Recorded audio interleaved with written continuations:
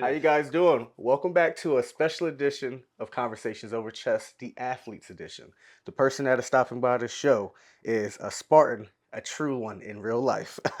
He is a Spartan who has been to 211 podiums. Yes, yes, this guy's a freaking athlete. He's the individual who's competed in over 250 Spartan races and continues to hold the world record for the most Spartan podiums in the world. This is crazy. As always, before we get into today's conversation, please always like, comment, subscribe, share this around. It really helps out the channel.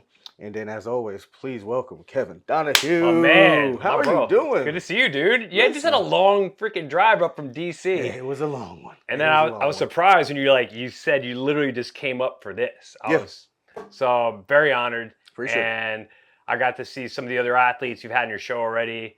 Phenomenal guys. Yeah, All appreciate right. it. So definitely a blessing to be on here with you. So I can't wait to get going. Yeah, appreciate it a lot. I was gonna say we're gonna jump right in. You hold the world record for the most podiums of Spartan.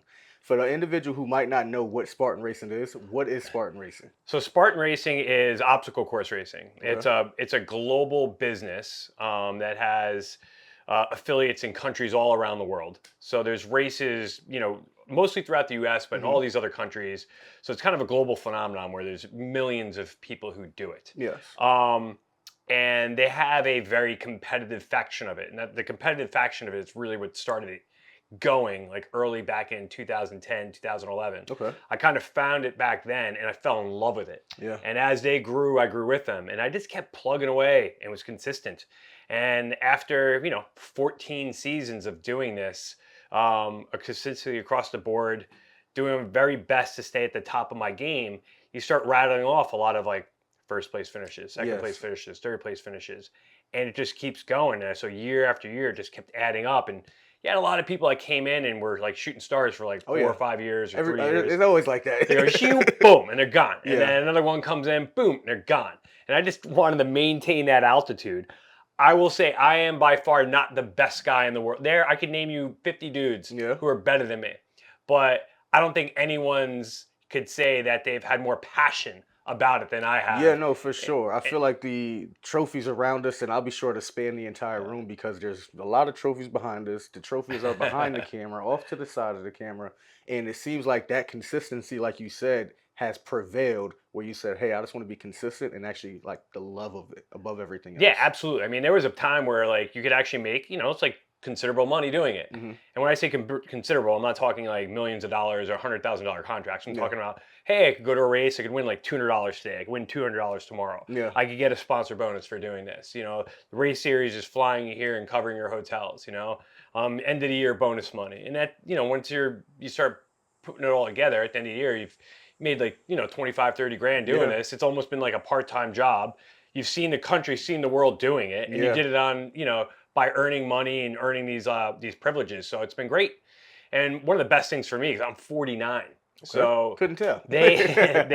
when they started this, they really did a good job of adding these age group brackets. Okay. So I've been able to podium a few times, like maybe 16 or 17 times the actual overall. Okay. And then they had like a Masters 40 plus, and I was able to hit those. All right. And then they added other age groups in there too. So it's like every 5 years I get to graduate up through another age group and just try to compete with that core group of guys that's in my bracket. And that's what allows me to keep getting these podiums. But same time too, this year I was able to hit 2 overall podiums Yeah. at a couple stadium races. So that was cool. Yeah. Beat all the 20-year-olds and shit like that. So. you gotta brag on them sometimes. Exactly. Let them know, like, exactly. listen, I'm better than you. The old man just took you down, young buck. You gotta talk your stuff to these young bucks. That's it. Go here, back to McDonald's and get your Happy Meal. You just got served, homeboy. Literally, mic drop. So one thing that you're touching on it a lot is just the travel, the world travel. How much has that just been such a joy for you? Because one thing that I've realized is, like you just mentioned, I traveled from DC all the way up to Monroe, New York to film this. Yeah. And I enjoy the travel so much because it takes me places I've never been. I get to experience new things that I've never got to see before. So talk about the joy of the travel and the journey. One year, I think it was 2017, I went from Hawaii to Iceland and everywhere in between. It was insane the amount of miles that I was like flying, I was driving, so whether it's, just taking a road trip to like rural Pennsylvania Yeah. or like down in North Carolina or hopping on a plane heading out to Arizona. Like you wake up one day, you're in the desert and there's cactuses and you're racing and you were just coming from the snow, Yeah. or you're out in LA and like Dodger Stadium, and all the craziness that's out there, or and then you come back and you're in Vermont and it's like it's fall and it's Oh yeah. beautiful and it's gorgeous. So you get to see all these different regions of the country, all these different subcultures. You get to compete against all these different athletes Yeah. in their comfort zone. It's taking you out of your comfort zone. Yeah. And then when you go to these other countries, like being Different able world. to manage the logistics, your nutrition, your training, and then you get there and you're like, all right, I got to race against these cats, but I also want to go see Yeah, stuff. yeah. I want to go see, know? the Eiffel Tower. And Yeah. just gotta go Yeah, run. never been to Paris yet, but like, I mean, I've had the opportunity to like do races like in that area of the world, and Okay. you show up and you're like, I got a job to do. I want to kick some ass, but Yeah. I want to see some fun stuff at the No, same for time. sure. And it has to be a balance, I'm sure. Yeah. It has to be a balance. I kind of coined this in Hawaiian Airlines magazine for an article they did on me, and I started calling it racecations. Okay. Right, so it's like a racecation. Like I'm going there to race, but I'm making like a mini vacation out of it. I like that. Because, dude, I'm just not that cat that's gonna go sit on the beach and just like, Yeah. okay, where are we gonna go? What the fuck are we gonna do? Nah. I want to like go there with some purpose, and then when I'm done, all right, let's go check out some stuff. So I used to play AAU basketball with obviously Slinky, who you know, and our coaches used to always call it a business trip. So it's a business trip first, but they always will make sure at the end we'll go to like Wet and Wild or do something like that. So they always have to handle business first. So all the athletes out there, if you're watching, handle business first. It's the main thing. Well, that business first doesn't start, on the court in competition. That business first starts month before prepping. Yes, So let's start there. Let's start there because for you to hold world records, this isn't just here in the U.S. This isn't just regional. No, this is the world. I want people to understand that. So for you to hold world records, talk about what it takes to get to that point because you are the MJ of this. You are the LeBron of this. So talk about what it takes and what goes into getting to this point. I don't know if I'd say the MJ or LeBron. I'd say more like that journeyman who comes off the bench, maybe like the second guy off the bench. I give you more praise. I get it. than that. I'm consistent. I'll stay in the league, right, for years, Mm-hmm. and then at the end of the time, you get done your career and like, wow, that guy had fucking 20,000 points. And Yeah. 5,000 rebounds, and he was around for like was on like 5 championship teams, but Yeah, he was never the top guy, but it was just there, like, consistently doing his job. Definitely. That's kind of how I've kind of pegged myself, because there's some people out there that are just absolute freaks in nature, and if you've been around the sport, you would know who they were. But in terms of that preparation, it is an everyday waking up joy of the process. Okay. And you hear that word a lot. You heard it in like Philly when they were trying to rebuild that team. Trust the process, trust the process. Yeah. But that was more from a front office point of view with the Sixers, right? Like, tanking season so they could get, the best players. Missed the layup. This is every day waking up, actually it starts the night before, waking up, going to sleep, knowing what you're going to do in the morning. Mm-hmm. Like knowing that I cannot wait to get up in the morning and go do that workout. I can't wait to go into that cold plunge to do all the things I need to do physiologically for my body to prep myself and to recover myself. You're starting to plan out what your nutrition is going to be for the next day, what these workouts going to look like. You start visualizing the workouts and getting mentally ready, pumped up, sometimes scared. Sometimes these workouts are like, oh, fuck, I got to do that. Yeah. Like I got to run like 200 flights of stairs today. And you're just like, oh, shit. But you're just like, all right, you're game to go. Definitely. And then it's enjoying that whole process and knowing that the suffering and the commitment and the discipline it takes to do that is going to have benefits down the road no matter what. Definitely. It is going to set you up for the best position to be successful, even though it's not guaranteed. And it's also so much better than the alternative of waking up and not knowing what you're going to do and just being like, what the fuck? I'm gonna waste 24 hours out of this day and I'm not going to get anything done. Yeah, and that's one thing I like about it is just that it's so much challenging every aspect of it, especially in the world that you're in. It's like you have to, at all points in times, be thinking about how can I have that one up on the next individual who has just the physical specimens, like you said, that are just God-given.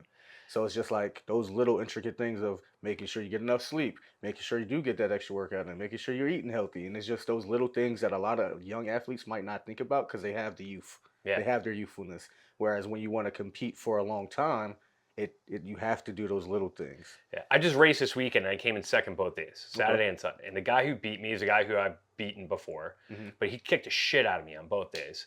And but I also know I'm like, you know what? If I keep plugging away, he's done this, right? He's finally got to there. Could he stay there? Yeah. Could he stay there? Or is he gonna do this? And in my experience, most people who do this, Yeah. they come down. Why do you think that is? They hit the mountaintop and they get distracted. You know, they get the goal that they've been trying for, and then all of a sudden the motivation's lost. Or they set their goals only for that one peak. thing. Not saying that I was his peak. He's having a great year. Oh, yeah, for sure. But they're gonna get to that. I've seen so many cats do this, and then, you know, they're like, well, you know, I kind of did that, and they lose interest. For whatever reason, I've never lost the interest. I've never lost the passion. I've never lost the desire to go out there and work hard and then grind on game day when, like, you very easily could be like, you know what, I can just freaking bag it in today. Nobody's really going to know. I don't have to put it on social, you know, mail it in and freaking go home. And like, but I'm like, you know what, fuck that. If I'm going to suffer out here, I'm going to do the very best I can. I'm going to get something out of this on that day. No, for sure. And I think that's like, you have to have those goals, but it's just like to have the longevity of staying at the top of the mountain. Yeah. I feel like not a lot of people have. And I feel like even when I look back at my own athletic journey, I always had goals to get to this point, this point, this point, but it was never to stay at that point. So where does that switch come in for yourself to say, I want to stay at the top, at the mountain? You know, I mean, after you've gone through years of clicking off goals, I don't know, like, I'll backtrack a little bit. You remember, you ever play a video game where you got so good at the game that you're like, it's just enough to win? Yeah. Where you want to, like, where it's baseball, football game, you want to, like, beat the team by like 100 points. Definitely. And then after you beat them by 100, you're like, no, I want to, like, beat them by 150 points, you know, and just absolutely thrash them into the worst kind of, like, beating you've ever had. We want you to leave this bracket after Yeah, this. it's kind of like that. I'm like, I want to set records and keep putting up numbers that are, like, absurd. Yeah. That, like, when I'm done with this, whenever that is, like, people are like, there's no way. Like, they'll never touch that.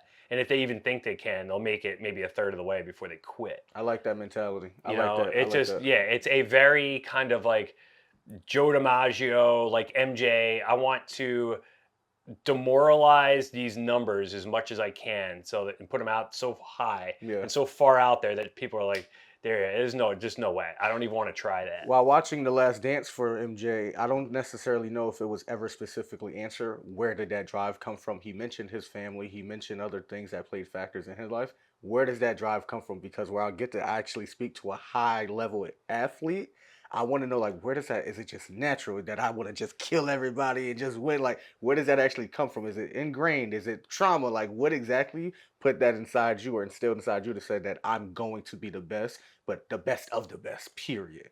Bro, if I could answer that question, I'd probably be able to bottle it and make a lot of money off that professional speech. You know, I'd be able to go around the country talking about that and, like, here you go, here's the secret elixir. I don't know. Yeah. I think everybody's different. I think it's a combination of a lot of things. You rattled off a couple things, like, you know, I got bullied as a kid, you know, when I was in elementary school. And I knew I was a good athlete and I wasn't getting these opportunities. So you get that chip on your shoulder. But by the time I got to high school, all that changed. I was in the most nurturing, incredible environment everywhere. I had amazing coaches who challenged me. And yeah, I had that chip, but I also always just wanted to be good. I wanted to be great before I had that chip. So I can't blame it on that. Yeah. And I think a lot of times is when you're successful at something and you just have that, there's just some mindset where you want to keep building off that success and you just want to keep going. I remember when Barry Sanders just retired out of nowhere, I was so fucking pissed because I'm like, this guy could have hit like 23,000 yards if he just kept going. And he was my guy, right? He was my favorite player. He's who I thought was the best running back of all time. And I wanted to see him put up those absurd numbers. And when he just dropped the mic and walked away, it left me flat. I'm like, man, now he just left it open to an argument. And here comes Emmitt Smith, who just grinded away with the best offensive line in the history of fucking professional sports, you know, in football. And he wound up becoming the all-time leading rusher, where I thought Barry would have blew Easily. those numbers out of the water. And that pissed me off. And that's kind of how I am. Like, I don't want to leave anything on the table. Mm-hmm. When I'm done with this, I want to be like, all right, I'm fucking finished. I gave it everything I had. I can't get any more than what I've done. Yes. And then just leave it there like as satisfied as I possibly can. And I don't think I'll ever be satisfied, but I want to leave it at least to a point where I'm not kicking myself in the ass for walking away too soon. Definitely. And it's so funny because I've witnessed a lot of untapped potential in a lot of individuals from my hometown of Newburgh, New York, where it's just like, yo, you just have it just straight out raw talent. Like, why aren't you putting in the work to get you to here and surpass everybody? But for whatever reasons, individuals don't. And I'm just like, I'm so mad because I always had to work 10 times harder. And I'm just like, yo, Yeah. you could just go out here and just effortlessly run a 4.4 and da da da da. I'm like, man, what is going on? But I don't know why. They just don't have that hunger or doesn't, and maybe they don't have that same view or something like that where they just want to be the best. I don't know why. I tell you what, but you're going to have way more satisfaction in what you do Oh, yeah. because of that attitude. You know, if you take a guy and you gave him $10,000, Yeah. right? And so the guy just got $10,000. Okay, it's great. But who's going to feel better about the $10,000? The guy who went out there and he's like earned it and Oh, yeah. saved it, you know, like dollar by dollar and put it away. And at the end of 6 months, he's got 10 grand that he freaking earned. It's like, wow, I Yeah. really did that. Right? Yeah. The guy who just had it, the guy who was just given that. So it's kind of the same thing with talent, right? Like you have God-given talent, but the guy who drives up from DC with every lick of equipment he has, no sound guy. He's got no sound guy, this guy, right? He's got no cameraman. He's got there's no PAs running around my house right now doing makeup or doing this or setting the lights or, you know, taking fucking food orders or anything like that. It's all you. You know, he hauled this like 80 yards down a hill to my freaking house, right? Literally. We got to haul it back up after this, right? I'm thinking about that. My back is already hurting. All right, I got your back. I will help you. I will help you. But I mean, you did all that, and so when these podcasts blow up, and when your movies blow up, you'll be like, "Fuck! I was the sound guy. I was the PA. I did all that stuff, and here I am, and I had that success." Other than the kid who went to USC on daddy's dime on a full ride. Definitely. You know, he's got every freaking class he wants to go to. Shows up into his studio with all the high tech equipment. You know, and then walks out of there with an internship at Universal Studios and just kind of does it, right? Like, you're going to fucking feel better about that. So to all the athletes out there too, it's like, if you get out there and grind, whatever you earn is going to feel that much sweeter once you have it because you earned it. No, for sure. And it's literally just that chopping the wood mentality of just like, listen, it's okay. Other people have different paths, and that's fine. But if it's handed to them, but I know that I had to work for mine. So when I do get it and I do make it, it's just one of those. It's a lot more care for it. Yeah, and that's not to say if somebody gives you a gift that you shouldn't be happy. I've been gifted more in this world than I ever thought I deserved. Yeah. And sometimes I felt guilty about that because I'm like, why do I deserve to have like these kind of blessings? But God wants me to be happy. You know? I was like, so I accept that as a gift. And I'm super grateful for it. But I make sure I give credit where credit's due. Definitely. And you know, and I accept those even though sometimes it's uncomfortable. But at the same time too, when it comes down to, you know, these podiums and stuff like that, like God gave me a certain amount of ability. It's my job to go out there and tap into that as much as I can and give credit where credit's due and continue to do that. But I don't think it's about this stuff at all. It's great. It's shiny on the wall. Yeah. But that is giving me a platform to do other things. I don't even know what those other things are yet. I just know there's other things in front of me that this racing and the broadcasting and everything else that I'm doing with it, the coaching, is going to lead to something that's much more important. A calling that is much more beneficial to the world than just racking up podiums and, you know, maybe inspiring some people. That's great. But I feel like there's just way more that's going to come out of this. And that's what partly keeps me motivated to keep going. If I stop now, it's always those people who fucking quit. Oh, yeah. It's like where like the dream is just going to be realized on the backside of that, but you just stopped. Yeah. And I was like, never wanted to get to that point where I just stopped. And then all of a sudden, like, gave up on the dream. Because once you do, it's dead. I always scream that from the mountaintops where it's just like, first off, is just try it. Like, you literally can make one song, You could run one race, and then that could be the thing that takes you over the hump to wherever that is for yourself. So I always scream from the mountaintops, please, please, please, please, please do it, because no matter what, like, you have to at least try it once. And then after you try it, you have to at least make sure you put in the work at all times and never give up. Because once you stop believing, you're literally one swing away from striking gold. But because you packed up and went to lunch and left and said you're never coming back, you missed the opportunity. Yeah, I love that too. Because like it's like digging into a mountain. You can't see what's there. Yeah. You're never gonna know unless you keep digging away. Unless you keep swinging that axe. You keep taking those shovelfuls and pulling it out of the mountain. And the way the world for athletics too is changing, specifically with like greater education and training, Mhm. greater education in nutrition, greater education in recovery. All these different biohacking modalities that you can seek into now. When I first started doing this, that information wasn't necessarily there. Yeah. So now I'm at a point where I kept my body healthy and tip top for so long. Now I can actually really start to take advantage of all this education that I have and all these things that we know Yes. in terms of keeping my body healthier, where I could go much further than I ever wanted to. And who knows what opportunities there if I just keep myself tip top and ready to go. Definitely.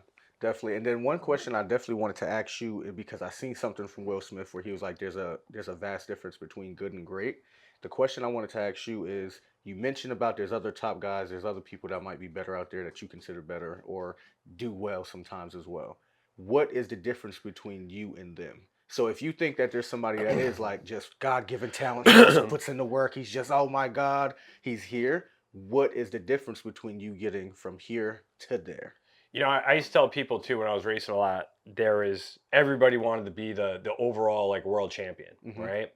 And so everybody was fighting. There's this big, think of it like a big pizza, Hmm. right? And there's like 8 slices, so there's like 8 big pieces of this pie, Okay. you know, and everybody's fighting for those pieces, and they're so intent on just these big pieces that they're ignoring all the crumbs.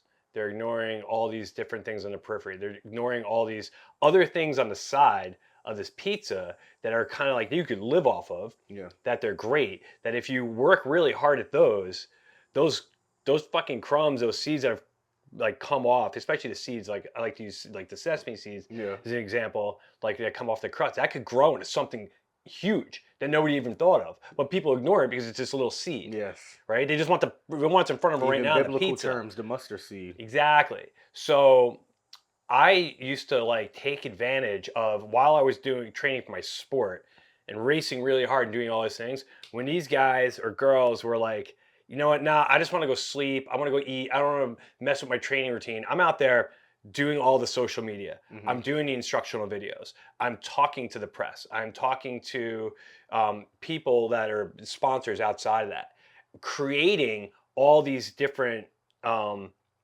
avenues Yeah. to make money and create other careers off of that. And what happened was, as these guys were all focusing on these like very big pieces of the pie, and when they Yeah. weren't getting it, it was like, well, I'm just gonna fucking quit. Well, I never had to, because those crumbs are always gonna be there. Yeah. Those seeds are always gonna be there.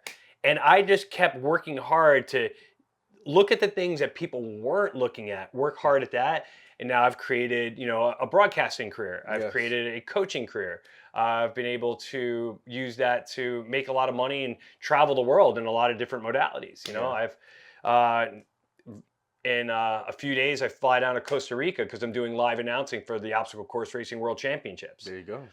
Costa Rica. I get to do broadcasting. I get to do my own social media and do my own cut ups and use that down the road. And I get to race, right? And have a great time doing this stuff. So that created all these opportunities where I could still go race Yeah. because I created income and ways for me to be able to travel as I well. like that a lot.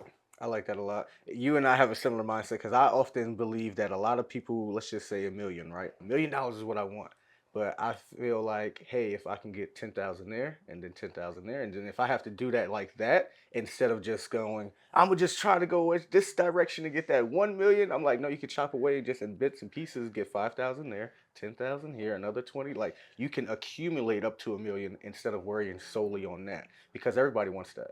But you can, like you said, look at those crumbs that's around and say, hey, if I go do this it will afford me the opportunity to go do this, this, this, this, and this. And a lot of people, and especially in the world of sports, is just like, I want the NBA. I Yeah, want to yeah, be the best Spartan racer. I want to do this, that, and the third. But what you don't understand is that have that goal, but also don't just have the tunnel vision for that specifically. Yes, you have to put in the work. Yes, you have to eat shit. Yes, you have to yeah. do X, Y, and Z. But there's also, if you just literally peek your head over to the right, there's another lane that you could dominate in that they can't even touch you in. Perfect example is Dan Orlovsky. Okay. All right. So Dan Orlovsky was a quarterback in the NFL Yep. for 12 years. Mm-hmm. He was ESPN. on one of the worst teams ever as a quarterback of that Detroit Lions team they went 0-16, right? But this guy he was a solid player in a bad situation, Yeah. but he was good enough and smart enough to stay in the league for 12 years. And for 12 years, that guy created an NFL career. Yeah. Now, he's probably the most talented analyst, and whether it's ESPN, Fox Sports, any of it, Yeah. when it comes to football, specifically like breaking down like quarterback play.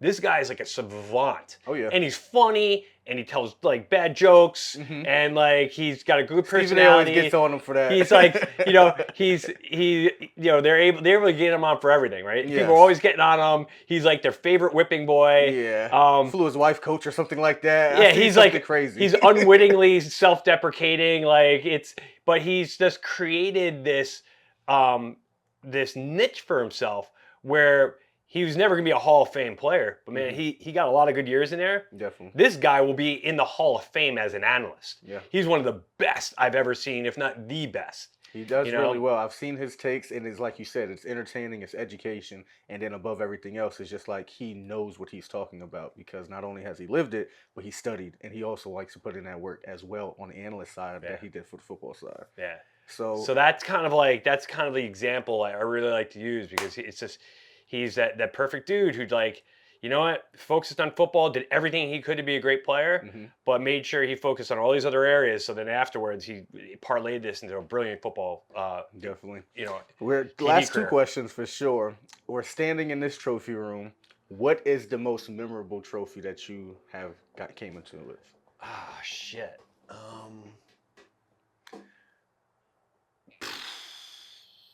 There's a couple. I'd probably say that one right up there. There's a plaque up there. Oh, it's on the wall. It's a plaque up there. Yeah, it's a third place finish in New York in 2013. It was the first podium I ever had. I worked 2 years. Okay. Ate shit for 2 years to get that. And that day when I crossed the finish line, matter of fact, hold on a second. There's this. I was looking at this one first because this was the 100th one that I ever had. That's kind of a picture. It was at Fenway Park. All right. So you're on the field at Fenway. It's like I beat like one of my biggest rivals to win the race in the Masters division, but also get the 100th podium. Okay. So I was the first person to ever do that. But right here, there's a little picture.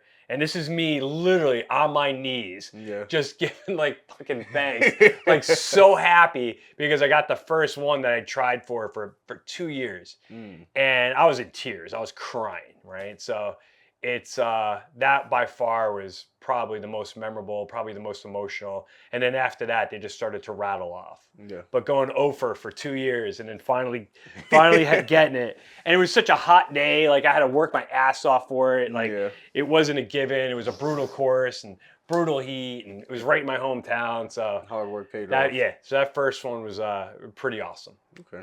Before we get out here, the last question that we always ask for the Athletes Edition of Conversations Over Chess is we ask that you look into your camera. Which we have no fucking chessboard. I don't know why. I got it actually in the bag. Yeah. It is not out though. We weren't playing chess. You got too much work going up and down the hill. Literally.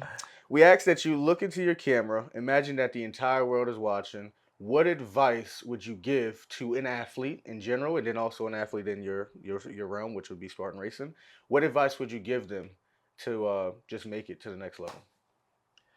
I'd say before you make it to the next level, you have to master all the things you don't want to do, all the little tiny things that seem minute. There was a reporter who followed Kobe Bryant into one of his workouts one time. And here was Kobe, like 90 minutes before practice even starting, working on like these tiny basic footwork drills, these tiny basic dribbling drills that you would see in like a youth AAU practice. And he goes to him and he asks him, he's like, why do you do all this basic stuff? You're the best player in the world. And he goes, why do you think I'm the fucking best player in the world? Because he does all those little things and perfects them. So perfect the minutia and then start building from there and keep working and then making the harder things a lot easier by perfecting those little things. All right. Thank you. My man. Appreciate you for You joining got us it, for dude. Yeah, for Conversations sure. Over Chess and All right? Athletes Edition. You man. got it. Let's go haul some shit up a hill. Yes, sir. See you guys in the next episode, Athletes Edition of Conversations Over Chess. Peace. Nothing ever comes to a sleeper but a dream. So I'm woke, try and get that money any means. Used to watch mom sweat them clothes to get them clean. Grew up in the slums, ain't shit that I ain't seen. And it's still free, all the guys till they free. Couple niggas crippin' and the others throwing bees. One thing for sure, they gon' all ride for me. Cause we ain't never phased, no gang family. Damn, what a blessing, all them all nights had me stressing. Praying to the maker, hoping someone get this message. Throw that yak back just to calm down this aggression. Cause I can't follow the rules, not when I'm the prize possession. Took a couple L's, but we like to call those lessons. Coming from the burg, I was taught to pay attention.